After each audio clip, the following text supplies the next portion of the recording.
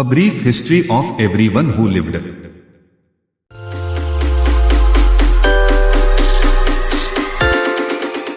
A brief history of everyone who lived. में आज हम जेनेटिक्स को डिटेल में समझने की कोशिश करेंगे। इसमें हम समझेंगे कि किस तरह से हम जेनेटिक्स की मदद से इतिहास के बारे में जान सकते हैं। इसके अलावा यह किताब हमें नस्ल के झूठे होने का सबूत देती है। इस किताब में हम जेनेटिक्स की समझ के जरिए नई और चौंका देने वाली बातों के बारे में जानेंगे।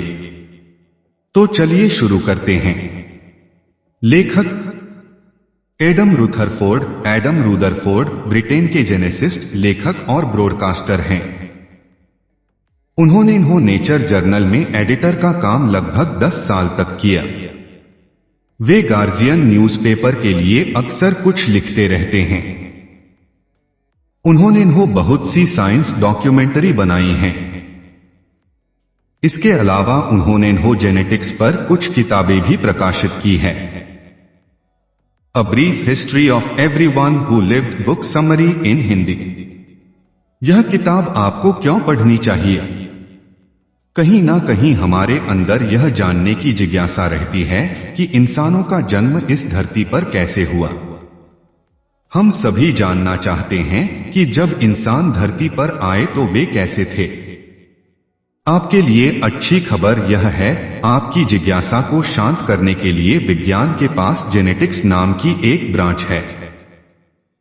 जेनेटिक्स की मदद से हमने इतिहास के बारे में बहुत सारी दिलचस्प बातें पता की हैं। इसकी मदद से हम यह पता कर पाए हैं कि इंसानों का जन्म इस धरती पर कैसे हुआ। इसकी मदद से हमने और भी बहुत सी बातें पता की हैं जो हम किताब के जरिए जानने की कोशिश करेंगे। इस किताब में हम इतिहास को विज्ञान की नजर से देखेंगे।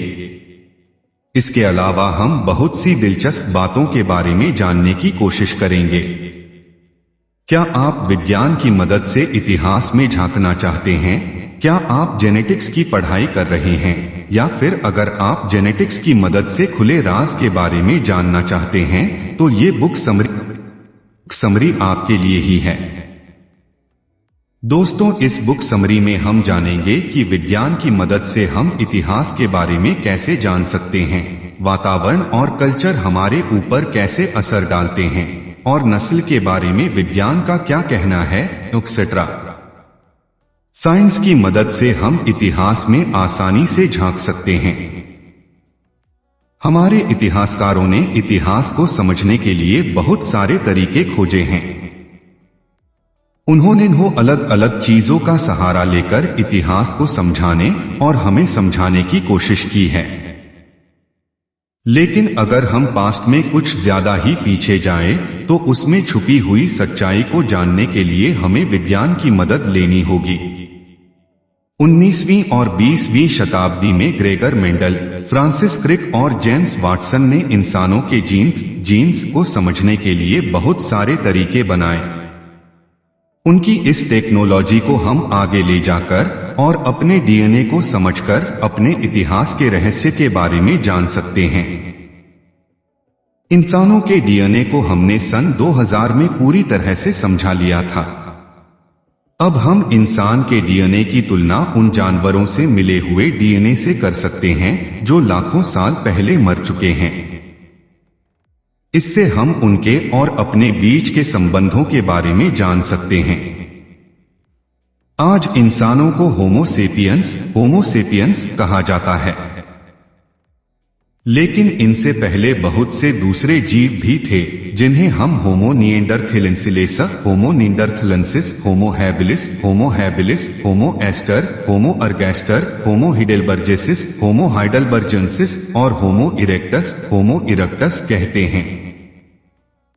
होमो इरेक्टस पहला ऐसा बंदर था जो सीधे खड़े होकर चल सकता था।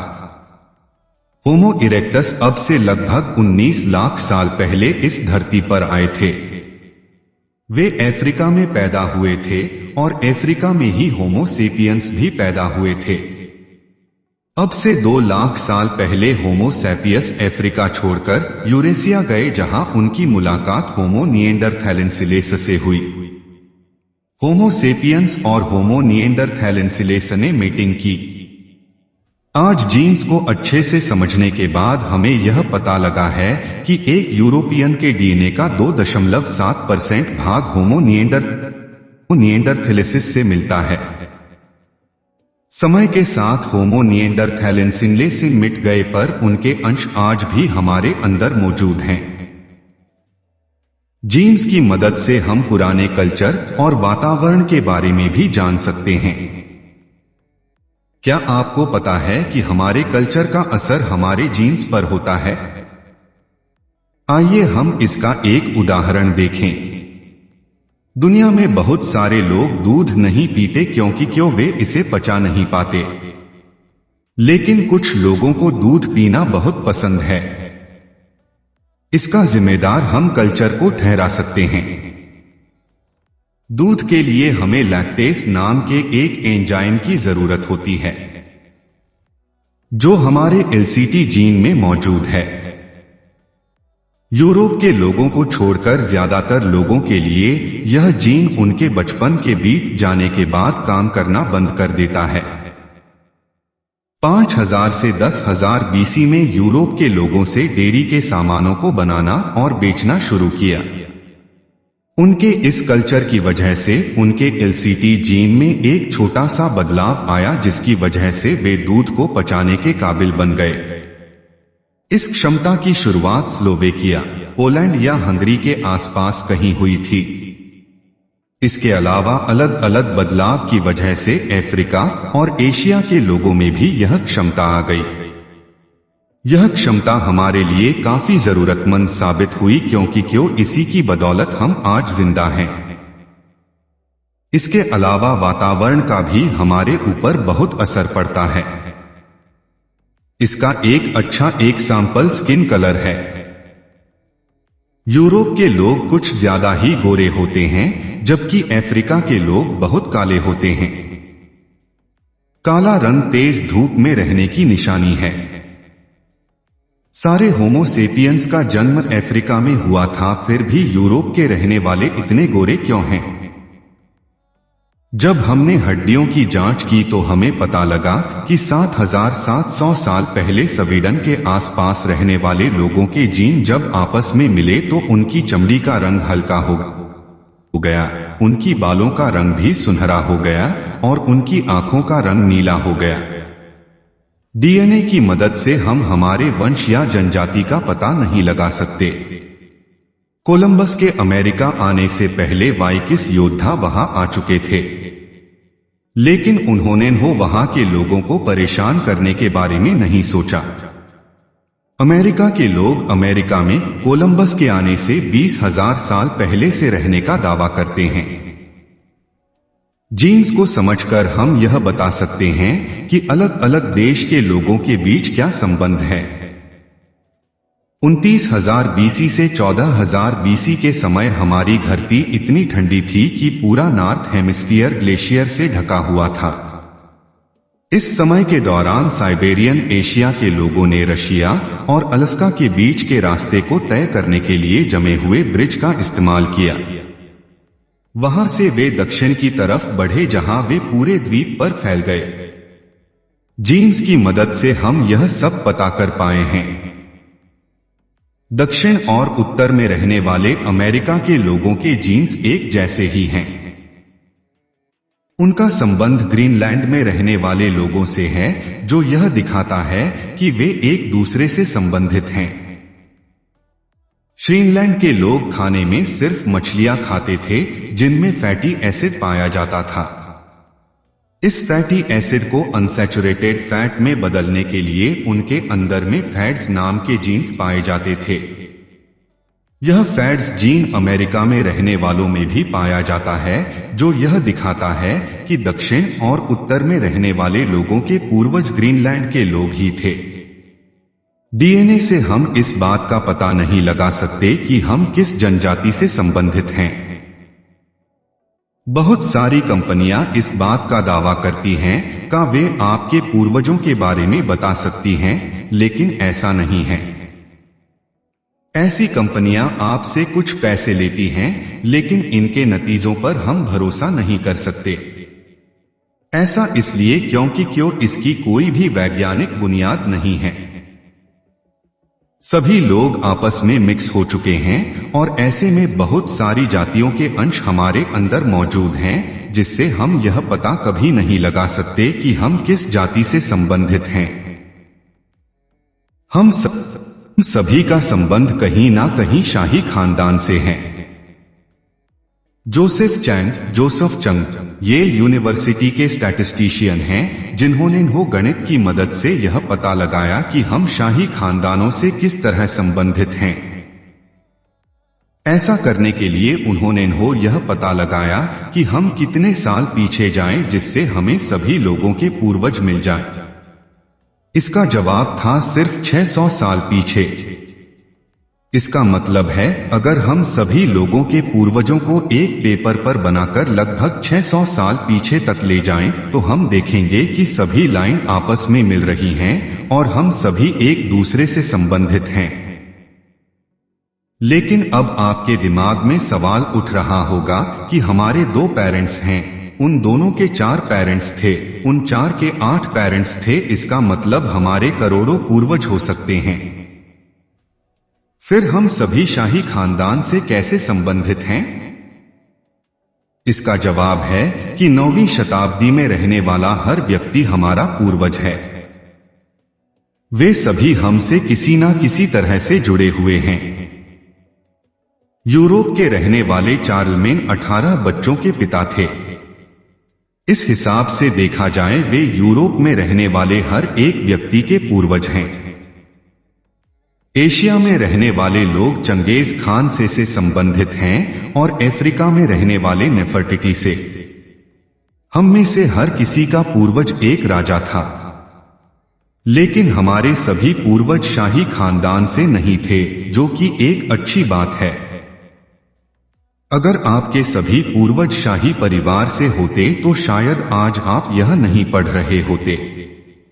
आइए देखें क्यों पहले के समय के शाही लोग अपने वंश को शुद्ध रखने के लिए अपने ही घर में शादी कर लिया करते थे। इसकी वजह से उनके अंदर जिन्स से संबंधित बीमारियां पैदा होने लगी। इसका एक अच्छा उदाहरण है स्पेन के चार्ल्स द्वितीय। उनकी बीमारी कुछ ऐसी थी कि वे पिता नहीं बन सकते थे।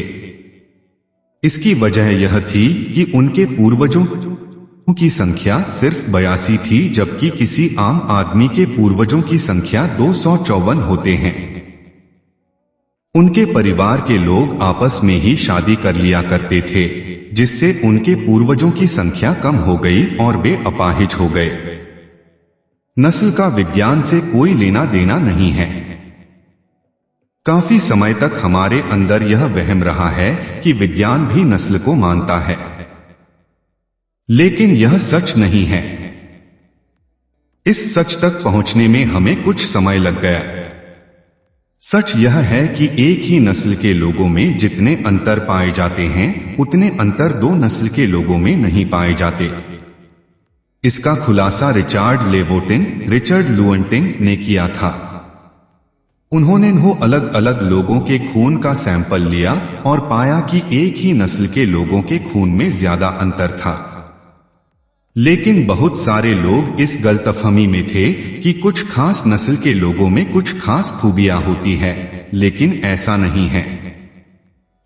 इनमें से एक थे निकोलस बैंड, जिनके हिसाब से हमारा डीएनए हमारा सफलता के लिए जिम्मेदार है। विज्ञान के हिसाब से नस्ल का कोई अस्तित्व नहीं है। 18वीं और 19वीं शताब्दी के वैज्ञानिक जैसे जोहान ब्लूमेनबैच ने इंसान को 5 मुख्य नस्ल में बांटा था। इनका नाम था कोकेशियन, मंगोलियन, एथियोपियन, मलयन और नेटिव अमेरिकन। लेकिन 2002 में इन सभी बातों को स्टैनफोर्ड के साइंटिस्ट नोह रोसेनबर्ग ने गलत साबित कर दिया। रोसेनबर्ग ने 1056 लोगों के जेनेटिक सैंपल लिए जो 52 अलग अलग जगहों पर रहा करते थे। उन्होंने वो कंप्यूटर की मदद से इन सैंपल्स को अलग अलग करने की कोशिश की। जब उन्होंने वो कंप्यूटर से उन्हें 5 भागों में बांटने के लिए कहा गया, तब उसने ऊपर दिए गए 5 भागों में उसे बांटा। लेकिन जब कंप्यूटर को 2, 3 या 4 भागों में बांटने के लिए कहा गया, तब कंप्यूटर ने उसे एकदम अलग तरह से बांटा। ठीक उसी तरह से जब उन्होंने वो कंप्यूटर से उसे 6 भागों में बांटने के लिए कहा, तब कंप्यूटर ने एक नई नस्ल को बनाया जो पाकिस्तान की एक नस्ल से मिलती जुलती थी। इस एक्सपेरिमेंट का नतीजा यह निकला कि इंसानों को हम जितने चाहे उतने भागों में बांट सकते हैं। इससे हम यह नतीजा भी निकाल सकते हैं कि हर व्यक्ति एक दूसरे से अलग है। इसमें नस्ल का कोई काम नहीं है। इंसान के जेनेटिक कोड को समझने के बाद हमने बहुत सी बातों का खुलासा किया है। 26 जून 2000 में बिल क्लिंटन ने बहुत सारे वैज्ञानिकों को व्हाइट हाउस पर बुलाया और यह घोषणा की कि हमने इंसान के जेनेटिक्स को पूरी तरह से समझ लिया है। यह एक बहुत बड़ी खोज थी क्योंकि इसकी वजह से हमें बहुत सारी बातें पता लगी। वैज्ञानिकों ने सिर्फ 8 सालों में इस काम को अंजाम दिया था। आइए देखें कि इससे हमें क्या क्या पता लगा। सबसे पहली बात हमें यह पता लगी कि हमारे जीनोम में उतने जीन्स नहीं हैं जितना हम सोचते थे। इससे पहले यह माना जाता था कि हमारे अंदर लगभग 2 लाख जीन्स हैं। लेकिन इस डिकोडिंग के बाद पता चला कि हमारे जीनोम में सिर्फ 20,000 जीन्स होते हैं। केले और राउंड वॉर्म में हमसे ज्यादा जीन्स पाए जाते हैं। दूसरी खोज यह हुई कि हमारे ज्यादातर डीएनए का कोई काम नहीं होता। हमारे शरीर के सिर्फ 2% डीएनए में पढ़ने लायक जीन्स हैं। बाकी के जीन्स बेकार हैं। इन्हें हमने जंक डीएनए का नाम दिया है। हालांकि अभी तक यह साफ साफ पता नहीं चल पाया है कि क्या वे पूरी तरह से बेकार हैं या फिर उनका कुछ काम है। आखिरी बात हमें यह पता लगी कि किसी खास बीमारी के लिए जीन्स जिम्मेदार नहीं हैं।